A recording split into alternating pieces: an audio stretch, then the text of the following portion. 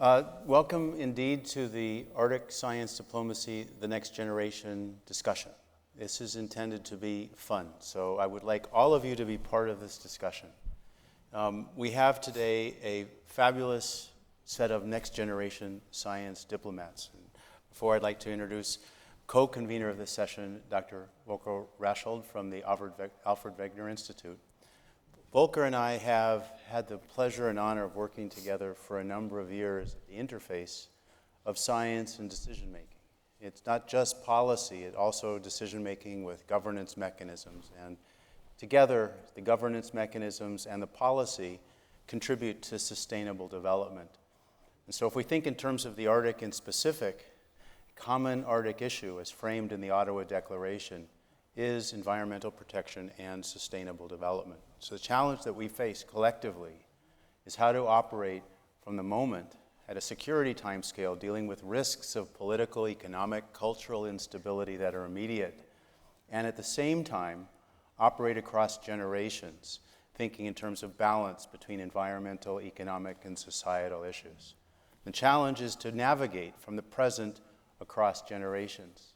And the only way to do that is with next generation leaders. So it's not the people that are in positions today of power. It's not the decision makers and the captains of industry and the presidents of institutions.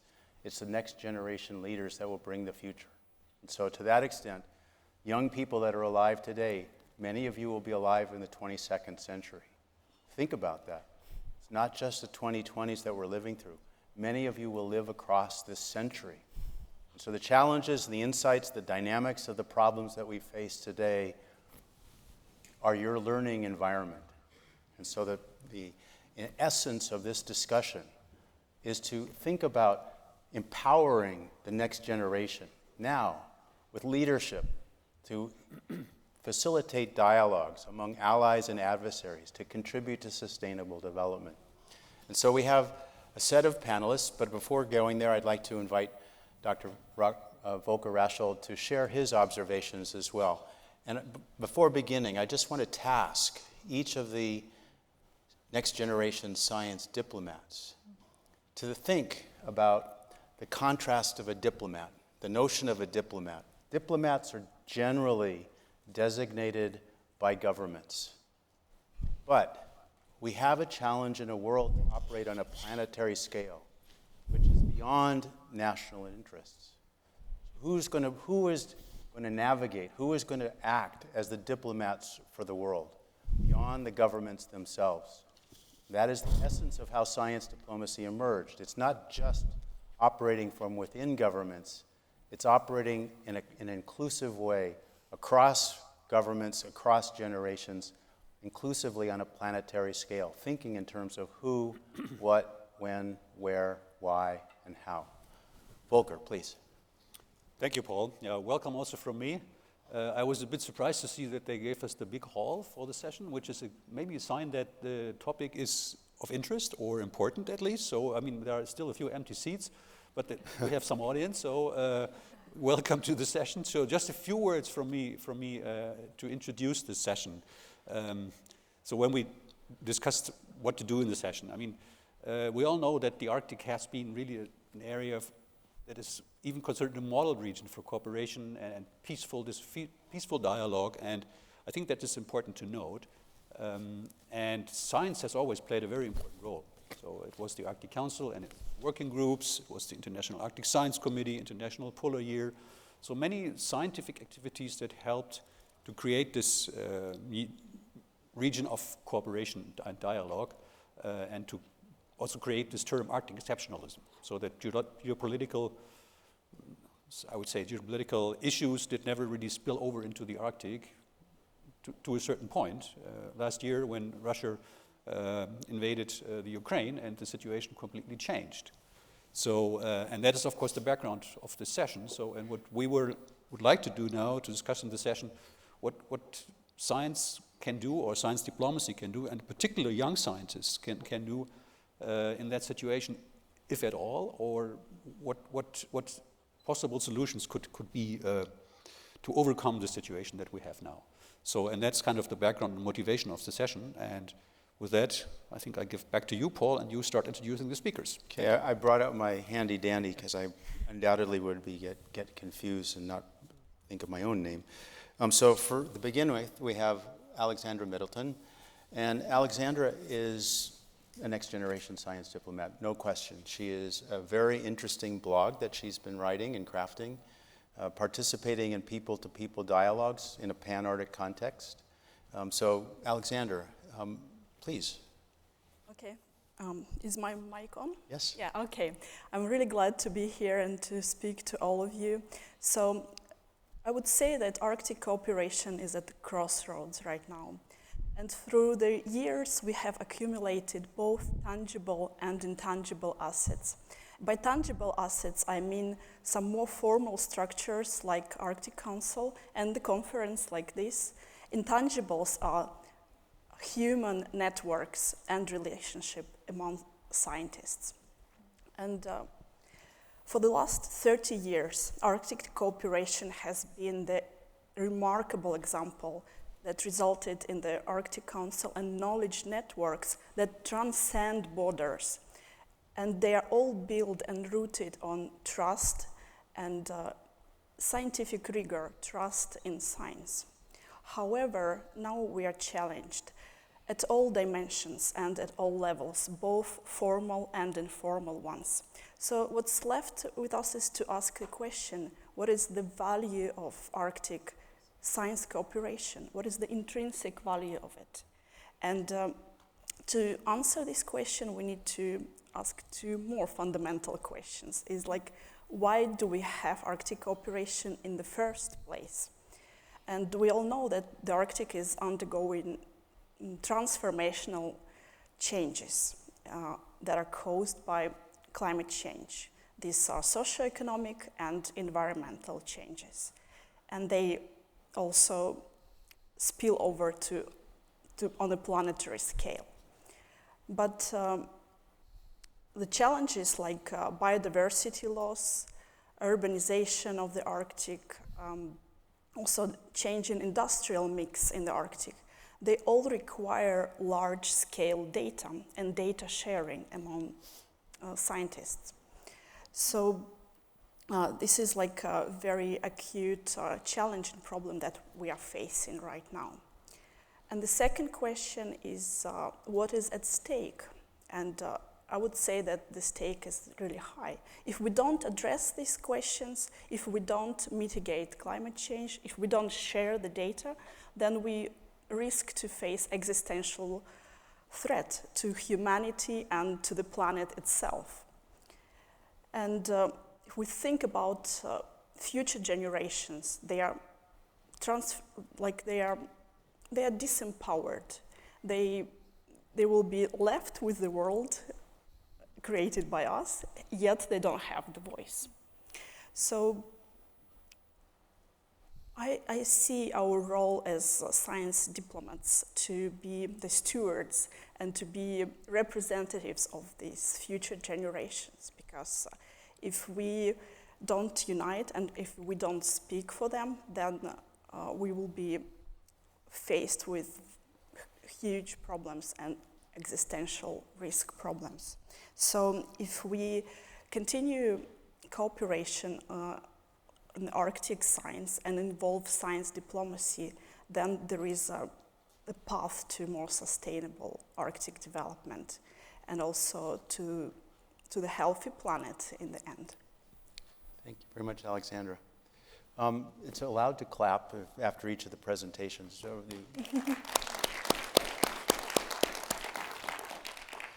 the next is a pleasure to introduce Dr. Corinne Wood-Donnelly.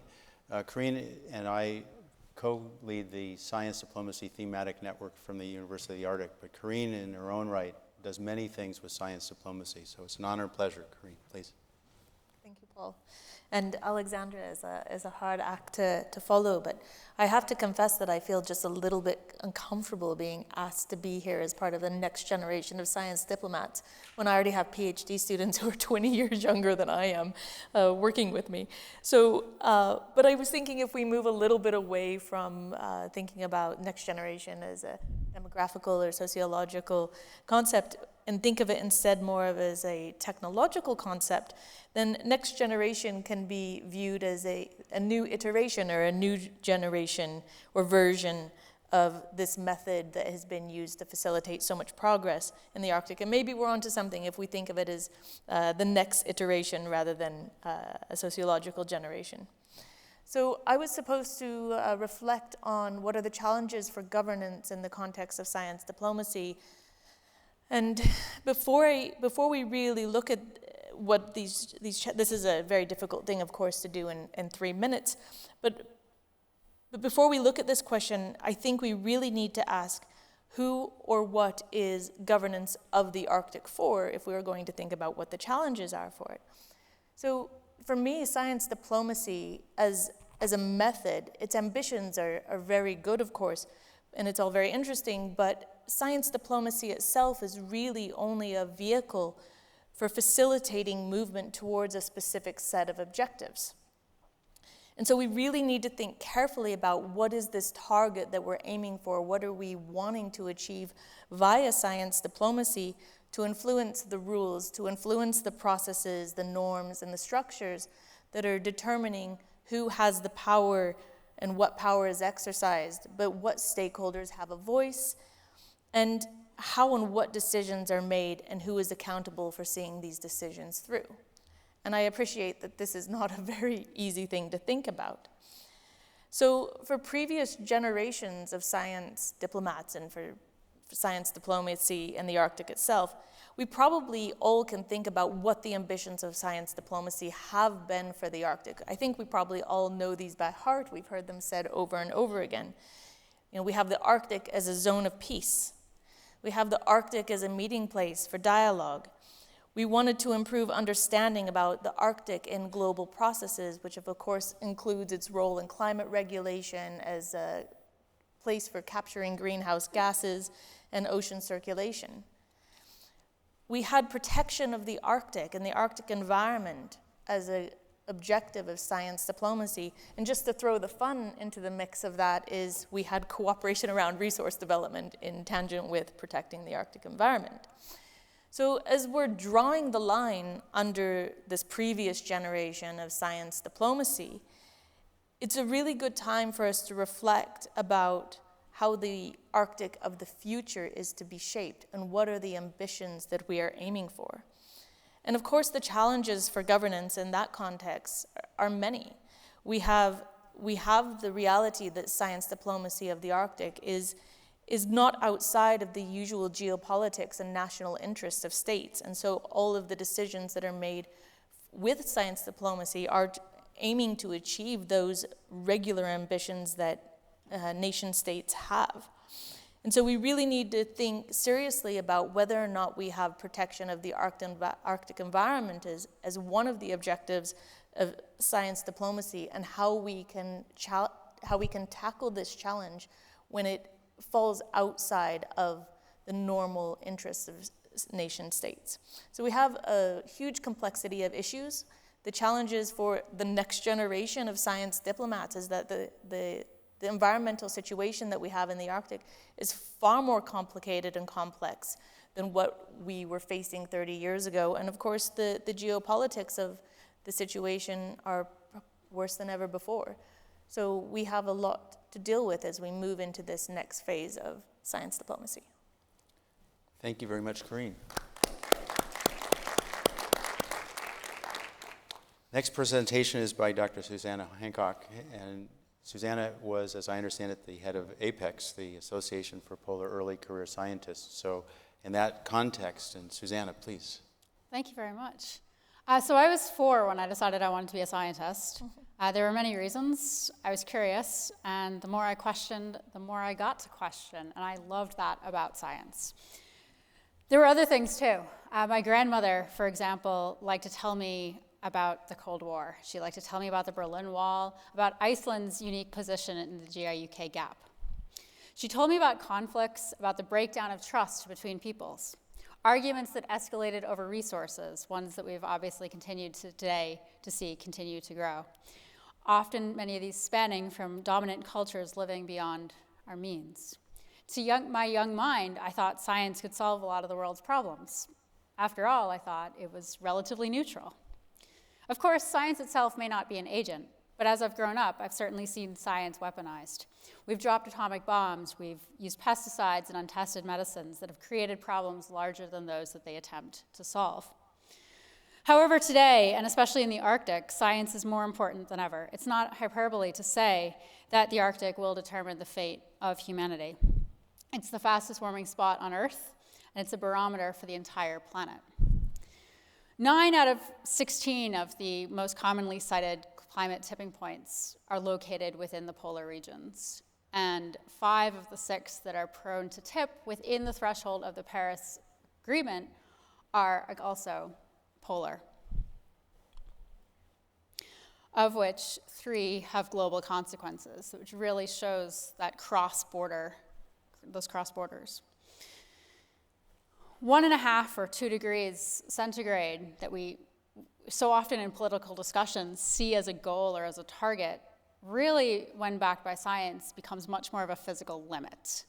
What we know of life isn't able to survive much beyond that with how we're crossing our planetary boundaries.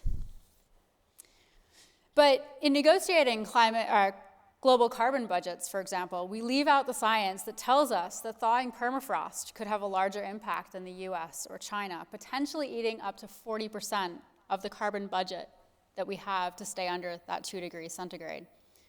Instead, we continue to subsidize permafrost-destroying fossil fuels at the tune of more than $7 trillion last year.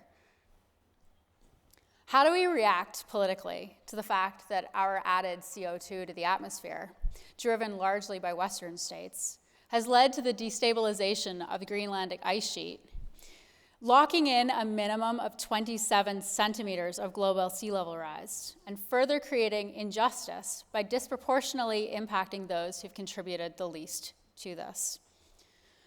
The loss of Arctic snow and ice cover can also exacerbate global warming by up to 40%. It's not just behind the wheel of migration, food security, and extreme weather, but it's also changing national borders, exposing new areas, bringing new people together. Science is now more important than ever, but it's too often left out of the discussions or seen as only an asterisk. In a world of competition, we can use science as a unifier. It doesn't care whether we're speaking Chinese, whether we're speaking Icelandic. But without science, we're creating divisions. And as Alexander said, as science diplomats, we have that responsibility to be stewards of the science. We are driving climate crises that are making science diplomacy significantly more important. And science isn't going to solve the issues alone. But without it, we're not going to solve them diplomatically either. Thank you. Thank you very much. I appreciate your thoughtful data sets and the various components. The last speaker is Mr. Joshua van der Goor, who's working through the Alfred Wegener Institute, as I understand, in a PhD. Joshua, please.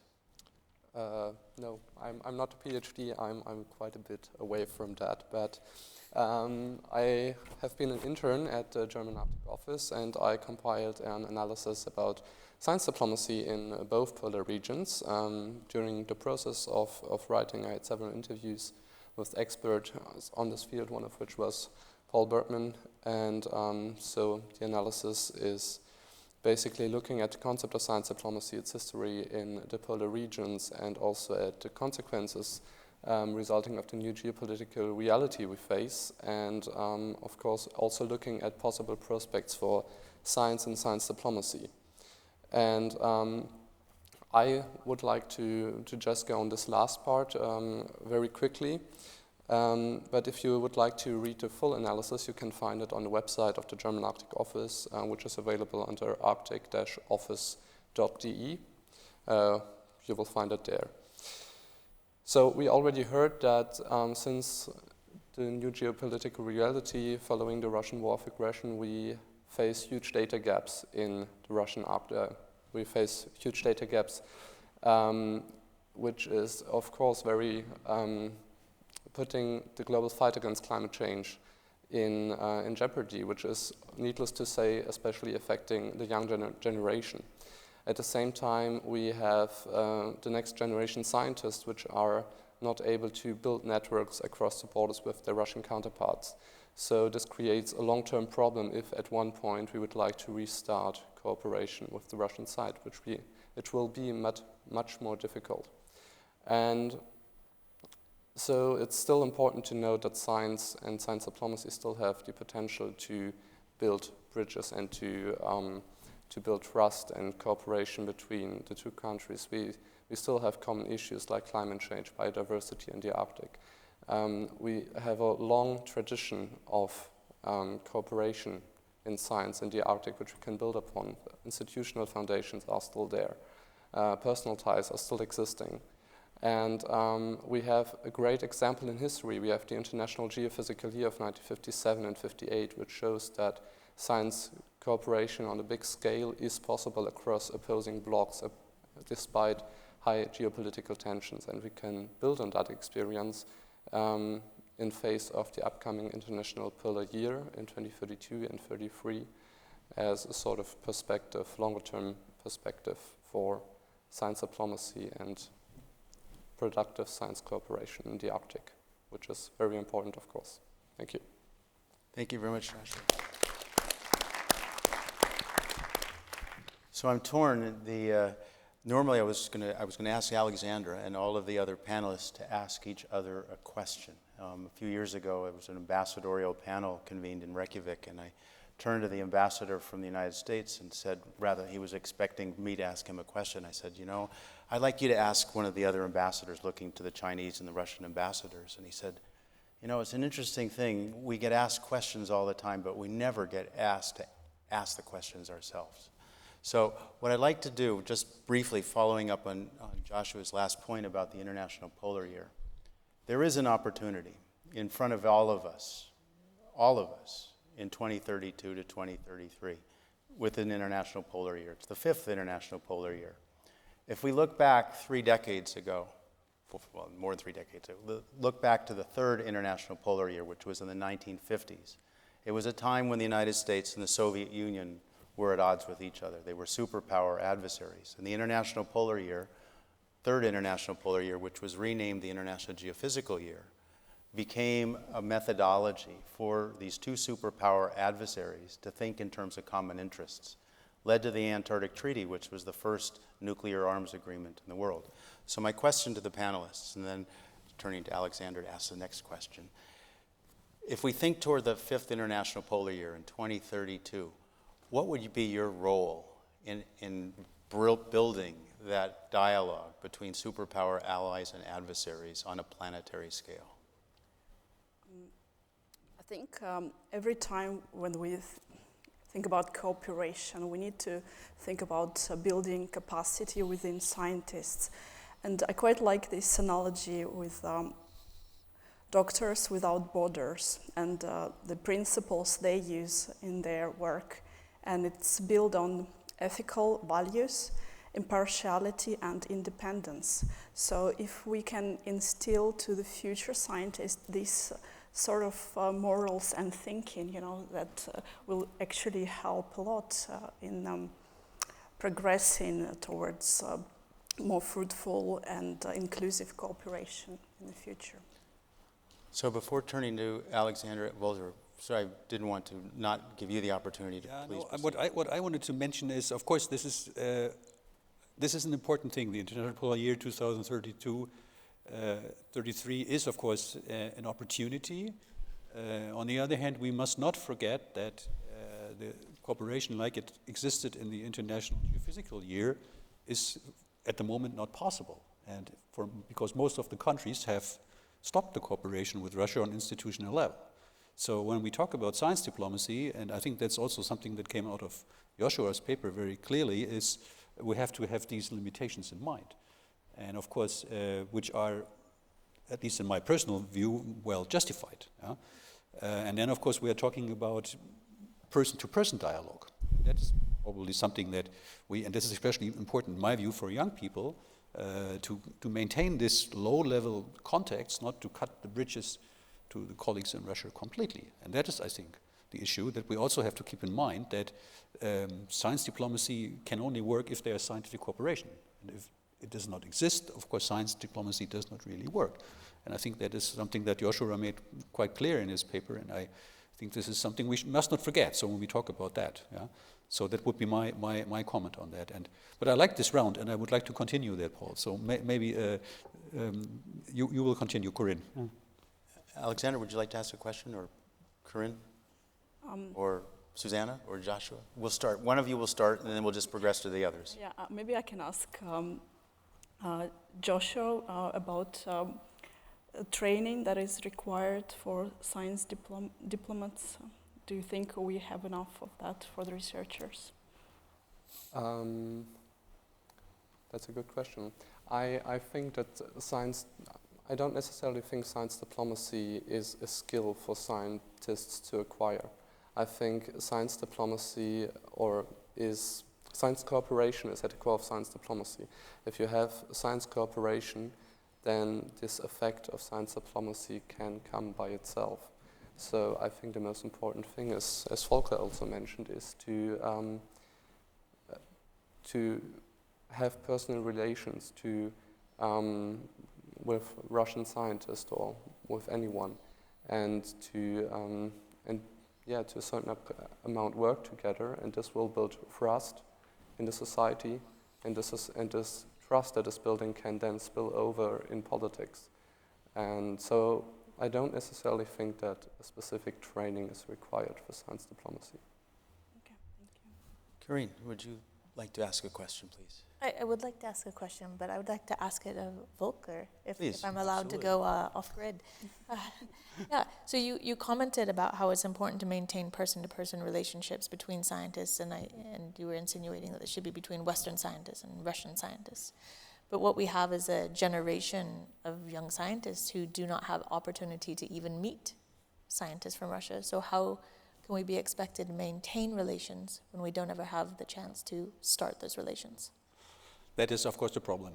Yeah, of course, you're right. And I mean, myself, I started my career in Russia. So in the 90s, I organized 10 expeditions to Russia. So, and I had, of course, many Russian colleagues and friends. And my institute has a very long history of cooperating with Russia. And of course, for us, the situation changed completely with the war, because all our scientists are now working in Canada or in Greenland or in Scandinavia, because the cooperation with Russia is simply gone. Of course, people still have their personal contacts and they talk, which is not easy, because we know this could be risky for the Russian colleagues to do that. And there are also other elements would make it difficult. But of course, you're right. These are mostly people who have the long history and the long background. And for young people, it is probably difficult to get into that. And I don't have an answer to that, actually. Susanna, please. Yeah, I'll ask a question, and I guess I'll open it to whomever rather than targeting somebody specific. But I agree with what was said earlier about finding connections through science and hoping that bleeds, or working for that to bleed into policy and into other diplomatic relations.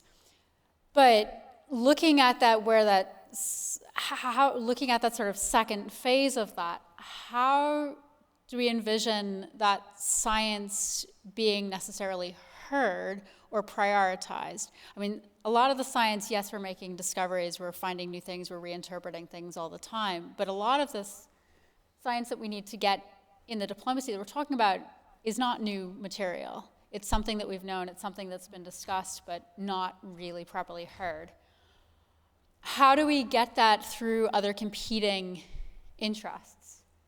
Whether that's lobbying groups, whether that's corporations, whether that's whatever, because the science does at times go against other interests that we're facing in diplomacy, whether that's even U.S. European, Russian relations, whether both within the Arctic Council and wider world.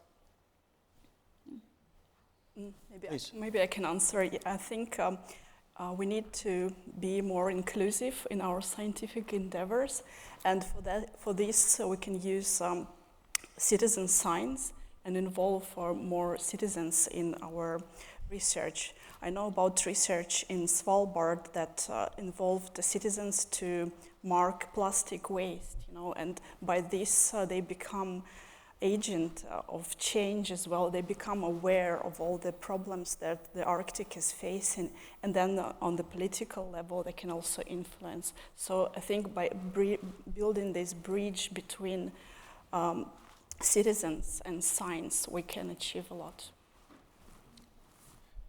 Joshua, please, your turn to ask a question. Sorry, could you repeat the question just real quick? No, you get to ask a question. You can ask a question now. Oh, I can ask a question, I'm sorry.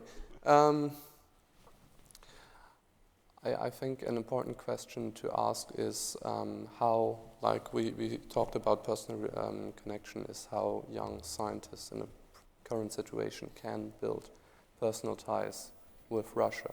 How we can enable them to take over at some point. So that's a question to the others. The question comes back to you, Corinne. I don't have the answer for that. Like Volker, I'm in the same position, but it's an important question to put out there. That if we are to use science, it depends on which type of science diplomacy we're talking about. But if we are going to use science to be able to create a link between us and other nations, then we have to have opportunity for that to happen. And that is not at my doorstep to decide how that happens, but it is an important thing to think about. And at the same point, making sure that we're seeing other people as people and finding those sort of personal connections. I know when Russia invaded Ukraine, I was at an event with some people, some Russian, we were talking, and it felt like we were then being severed right there, at the table together, that we would not be having further communication. And some people I've, reconnected with, but it's been for me really important to separate the politics and people as well, and figure out how the science can really can come back to bringing people together. I think Apex is in a good position actually in that context, because you have the network of scientists all over the world. So, and I think for a really young person, it is hard. I think this is impossible. But for that level of career that Apex is covering, I think that's the network is there to maintain this personal dialogue. I think the most important point is that at least there are some bridges which are not destroyed. I think. We all understand that institutional cooperation is simply impossible at the moment, which I think is a difference from what we had during the Cold War, where that worked somehow. But these personal contacts, I think, are very important. So, but I think we should now use the last 20 minutes for your questions and give the floor to. So we have a couple here. Please, lady over here. I think there are microphones coming. Yeah. Microphone on each. You need a microphone, otherwise we can't hear you, I think. Thank you for this presentation on science diplomacy. It was very enlightening. And I have two questions. Yes, science is used for a very, very positive purpose, but going back to International Polar Year, we do know what was invented in the World War II was put to use for space race and other purposes as well. So how do we ensure that the science that comes into the picture is not aligned to the state's interest, and it's really for the benefit of humanity, as one question.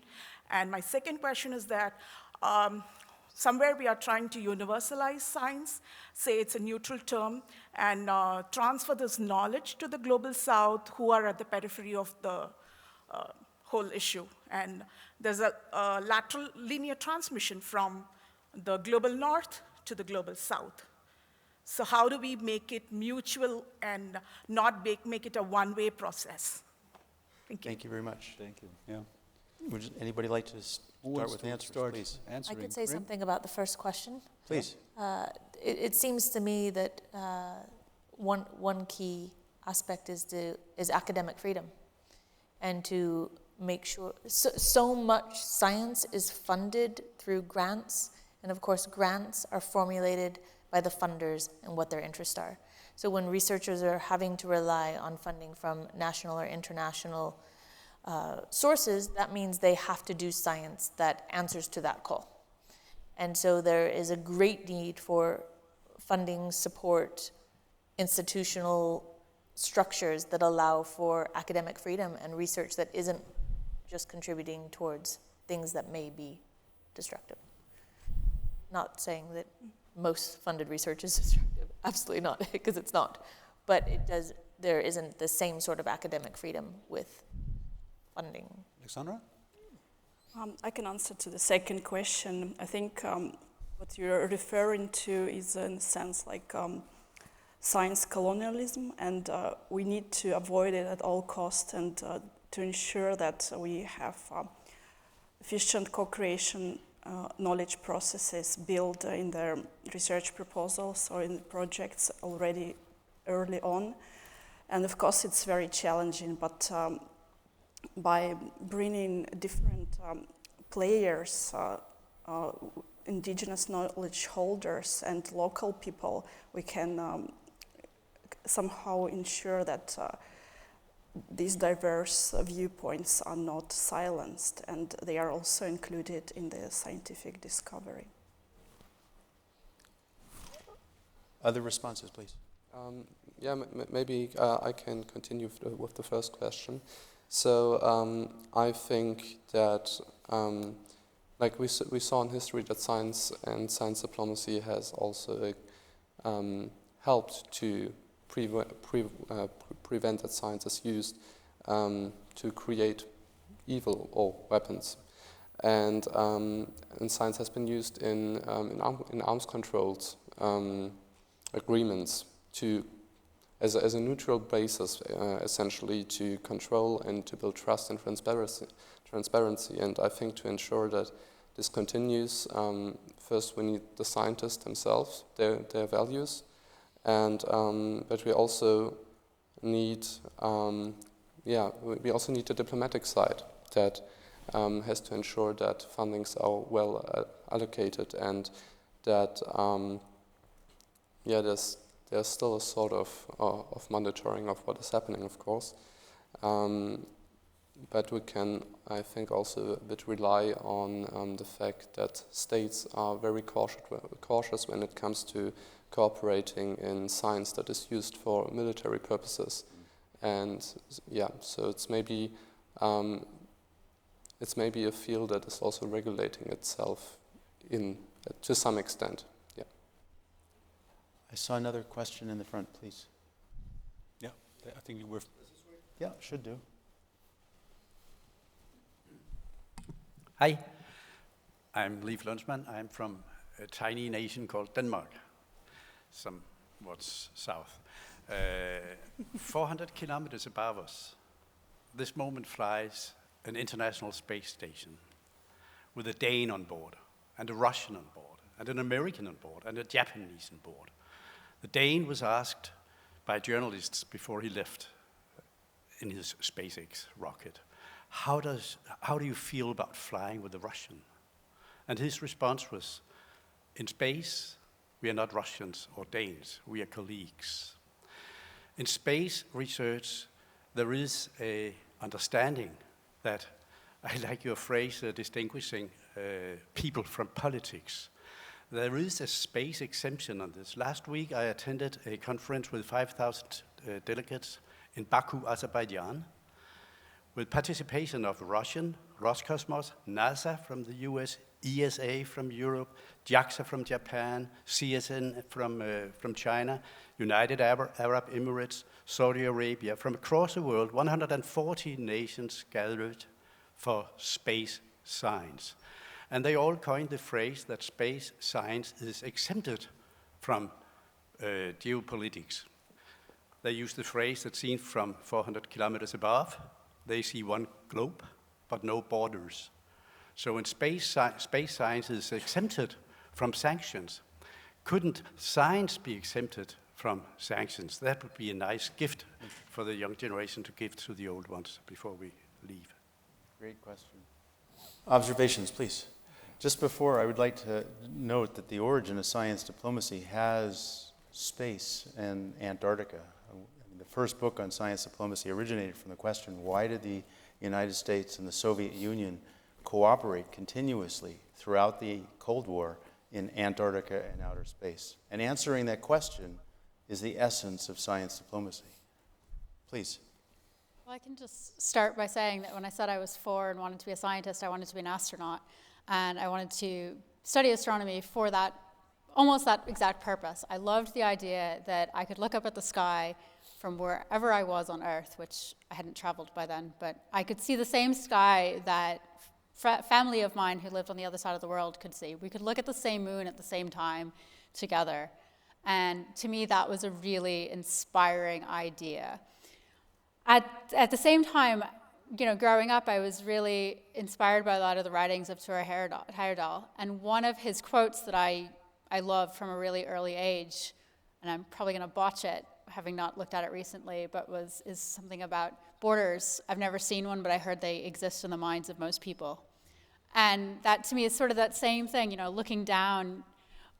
I've crossed borders, I haven't seen them drawn on the ground, but we create these, and we create so much of these divisions, and we look for ways that divide us as well as ways that unite us. So I love the idea of, you know, seeing science as something a little bit removed.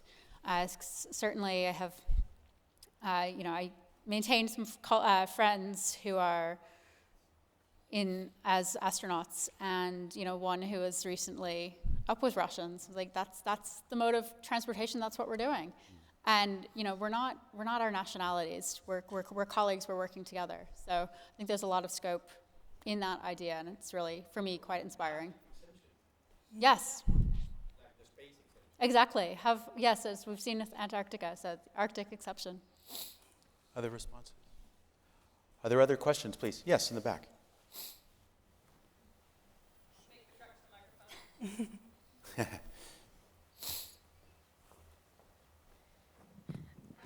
So early career organizations like Apex do an incredible job of training young leaders in science and science diplomacy, but then eventually they age out of these early career organizations.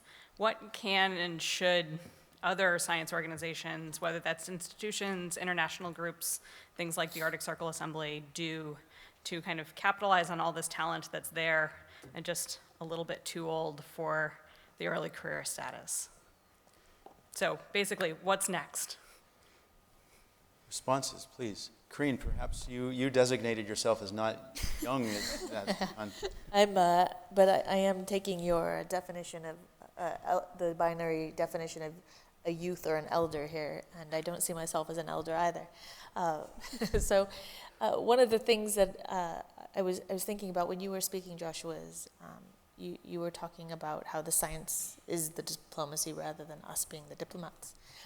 And I disagree a little bit with that, and I think it comes as an answer to your question, in that when we're doing science, we have a certain obligation to disseminate that science and to share that science. And all too commonly, we just do this in academic journals because this is what our careers need and this is what's understood to be the way forward. But this is a very limited way of sharing science to a very limited audience. And, you know, not even all scientific journals can be read by all scientists if they're behind the wrong kind of paywall.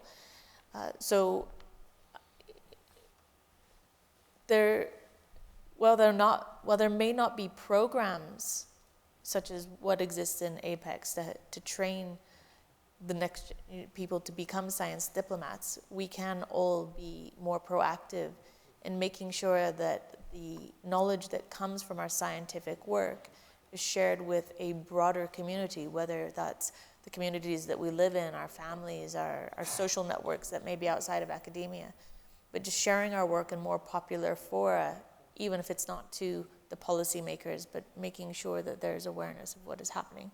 So a lot of this is a personal choice to be proactive in sharing the results of your work. And it's something that I think almost all of us could be better at. Other responses? Maybe we can ask Joshua to say a few words, because I think he was on the other side as a young scientist coming into that and training in terms of science diplomacy. What his experience or what his feeling was, what worked and what didn't really work. So.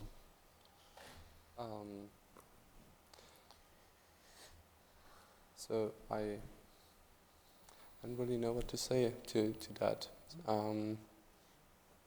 I mean, you were thrown into cold water, more or less, yeah? Yes, yeah, and I think, like my experience here at this conference, that it's quite overwhelming, and yeah, maybe we could try to build some here at this assembly, build some more venues for young scientists to meet and to make the whole thing a bit more easily for us young people who don't know nobody here. So I think that would be a good start. Yes. Thank you. Other questions, please? Short answer. Yes, one. Here, please. Right in front, please. Yeah. Yes, thank you. My name is Vincent van Zeist. I'm from the Netherlands. I think the best climate diplomat is the girl from Sweden who says, listen to the scientists, listen to the scientists. But the world didn't listen. And I think when I look back to the climate COP in 2009 in Copenhagen, that was the first one, really, where the climate denialists had a major influence and made happen that gathering did not really succeed. And ever since, climate negotiations have been very difficult. You see that even when the overwhelming majority of climate scientists say climate change is happening, there is a very small group of denialists that have a major influence in the media and have withheld useful measures against climate change and have let's say, retarded the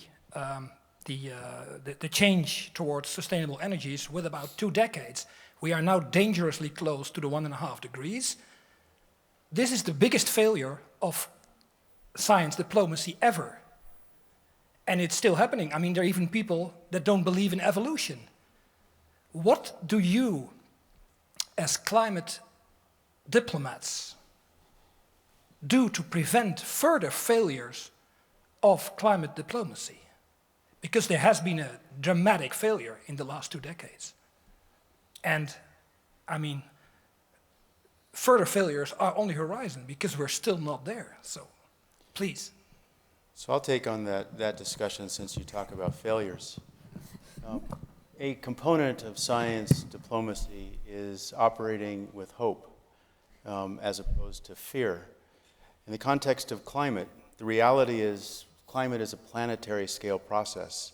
Look at the Earth as one planet in our solar system. It has a climate. So does Mars, so does Jupiter, so does Venus. They all have climates that operate on a planetary scale.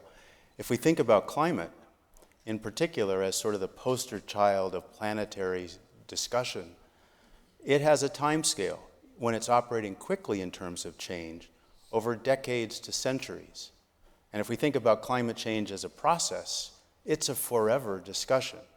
So we're just in our infancy as a globally interconnected civilization talking about a planetary process. And yes, we're like children making mistakes and bumping into things, but to call it a failure, I think is a little bit short in the context of a problem that requires a long-term solution. It's a process. So if we think about the process, how do we solve a planetary scale process in the context of our globally interconnected civilization, which operates across decades to centuries? Thinking about the moment, thinking about, for example, the Paris Accord in 2015 and its success over the next 15 years, for example, is out of sync with a process that operates on a planetary scale. So to your question in terms of failure, and I'll turn it over to the other panelists, but the question of failure in itself is part of the challenge we face as a world. There is far too much gloom and doom in the world. It paralyzes discussions. It creates an atmosphere that takes away passion and intuition. The challenge, the responsibility, I would argue, every generation has is to offer hope and inspiration to future generations. And so, in a context, there's hope and there's fear, and their leadership styles as well. And you can look at most of the world's leaders today. They're operating from positions of fear, not operating from positions of hope. And I would say the real special leaders, the one that truly create change in the world, are the leaders that think in terms of hope. And you can listen to this, the next generation leaders here. They're speaking in terms of hope. So, with that, just in response to failure, please, other responses. I wanted to say something as well. Please. So I don't think you can call it the failure of climate science either. So I think this is wrong, because there is such a powerful machine behind this climate denial of rich and powerful people who communicate that denial, and that is the issue. And climate science has to be, I think it has to be neutral. It has to communicate this in a neutral way. It has to present facts. But if there is a machinery behind that, or against that, coming with disinformation, with wrong alternative facts, as they call it, for example. So I think that is the issue. So, and I wouldn't blame climate scientists for that. So that's another story, I think. But we should give the word to the panelists. Absolutely, please. We only have 2 minutes, Paul. So maybe what we could do, That's the advantage of not wearing a watch. Yeah, I know there's a session Heather, after please. that. Can I respond to the question? Just so Yeah, please, Corinne. I just want to say, like, I wear many hats. Like, today I'm sitting here as a science diplomat, but in part of that, so for the last 3.5 years, I've been the scientific coordinator of an EU-funded project, but I'm also an educator. You know, I work in a university. And so I sit in this sort of middle position where for the last 3.5 years, I've been taking the scientific results of our project to bureaucrats, politicians, diplomats, and saying, here's what the science says. And so many times it's like, well, that's very interesting, of course, but we're not doing that right now. And there's a huge part of me that has lost a bit of hope in this future, in the current generation who are the leaders today. And so there's a lot of energy that I am putting into my role as an educator and making sure that the next generation that follows, who are going to become the politicians, the policymakers, the decision makers, that I will never be, to have the right tools and information to make better decisions. So I think we get a message here on the screen that we need to wrap up. It says we are out of time. Please wrap up and set up for the next session. They have to set up for the next session. I'm going to allow the last question to be the wrap-up. So Heather, you have the pleasure and the honor of being the very short question and very short answer. Very good. Well, it'll open a little bit of a hole to talk about, but we can talk later. I'm wondering, as many of you are talking from a Western science perspective, how you are working with pluralistic knowledge systems and indigenous people and uplifting and bringing to the stage where you have such a prominent position and role that many indigenous people struggle to be in, or where you're from countries that are represented on the Arctic Council where indigenous people are permanent participants. And I'm wondering how you see your role in lifting up more than just your background and knowledge system, but the knowledge systems of people who have lived here for millennia. Thank you very much. I would love to talk to you afterward about that. Yeah, that's a good answer. Yeah, Great. absolutely. Okay. Heather, excellent. Excellent. A very short answer is come to the science diplomacy panel tomorrow where someone will be speaking directly to that. Any other finding, Volker, I concluding think we comments? need to close, so now it's getting, It's flashing. getting angry with us. Emphasize. So I Thank think you we all have to very say- much for your participation. Thank you for everyone. And to the panelists and next generation leaders.